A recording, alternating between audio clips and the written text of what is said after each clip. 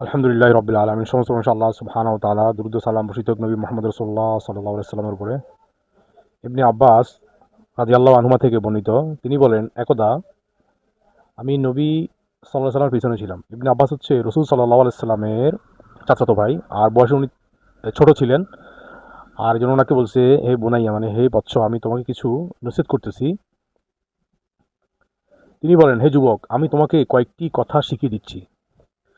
তুমি আল্লাহর বিধানের হেফাজত করবে, আল্লাহ তোমাকে হেফাজত করবেন। আল্লাহ সুবহানাহু ওয়া তাআলার হুকুমের যদি আপনি পাবন্দি করেন বা এটার যেভাবে আল্লাহ সুবহানাহু ওয়া তাআলা পালন করতে বলছে, তাহলে আল্লাহ সুবহানাহু ওয়া তাআলা আপনাকে হেফাজত করবেন। তুমি আল্লাহর সন্তোষের প্রতি লক্ষ্য রাখবে, যে আল্লাহ সুবহানাহু ওয়া তাআলার সন্তুষ্টি যেভাবে অর্জন করা যায়, তুমি যদি ওইভাবে লক্ষ্য করো, তাহলে তিনিও তোমার সন্তোষের প্রতি লক্ষ্য রাখবেন, তিনিও তোমাকে সন্তুষ্ট রাখবেন। তুমি আল্লাহকে নিকটে, মানে খুব কাছে পাবে। তোমার কোনো কিছু চাইতে হলে আল্লাহর কাছে চাও। তুমি যদি কিছু চাওয়ার দরকার হয়, তাহলে আল্লাহ সুবহানাহু ওয়া তাআলার কাছে চাও। আর সাহায্য প্রার্থনা করতে হলে আল্লাহর কাছেই করো। আর জেনে রাখো, সমস্ত উম্মত যদি তোমার কোনো উপকার করতে একতাবদ্ধ হয়, তবে ততটুকু উপকার করতে পারবে যতটুকু তোমার তাকদীরে, মানে ভাগ্যে আল্লাহ সুবহানাহু ওয়া তাআলা লিখে দিয়েছেন। উপকার করতে পারবে, তবে ততটুকু যতটুকু আল্লাহ নির্ধারিত করেছেন, এর বেশি করতে পারবে না। অপরদিকে সমস্ত উম্মত তোমার ক্ষতি করতে, মানে সমস্ত মানুষ যদি তোমার ক্ষতি করতে চায়, একতাবদ্ধ হয়, ততটুকু ক্ষতি করতে পারবে যতটুকু আল্লাহ সুবহানাহু ওয়া তাআলা তোমার তাকদীরে লিখে দিয়েছেন।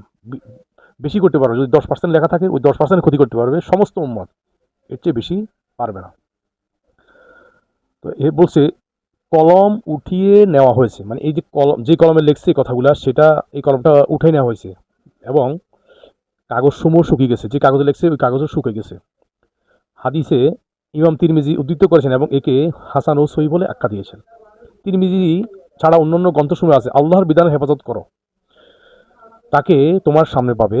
যে জিনিস তোমার সুদিনে আল্লাহর স্মরণ রাখো, তুমি যখন ভালো থাকবা, স্বাচ্ছন্দ্যে থাকবা, তখন দুর্দিনে যখন তুমি কষ্টে নিবাদিত হবা, দুঃখে কষ্ট পাবা, তোমাকে স্মরণ করবেন তিনি আল্লাহ সুবহানাহু ওয়া তাআলা। জেনে রাখো, যে জিনিস তোমার তাকদীরে নেই, যেটা তোমার ভাগ্যে নেই, তা তোমার কাছে পৌঁছবে না। যেটা তোমার ভাগ্যে নেই, সেটা তোমার কাছে কখনোই পৌঁছবে না। আর যা তোমার তাকদীরে তা তোমার কাছে, মানে এটা পৌঁছতে ভুল হবে না, এক বিন্দু ভুল হবে না। এবং জেনে রাখো, আল্লাহর সাহায্য আছে ধৈর্যের সাথে।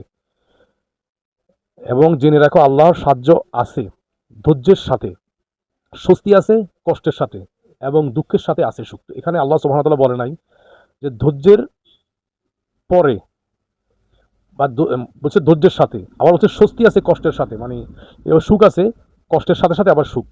আবার বলছে দুঃখের সাথেই সুখ, মানে দুঃখের পাশাপাশি সুখ থাকবে। এরকম না যে আমি এখন দুঃখ করলাম আজকে 1 বছর 2 বছর, এর পরবর্তীতে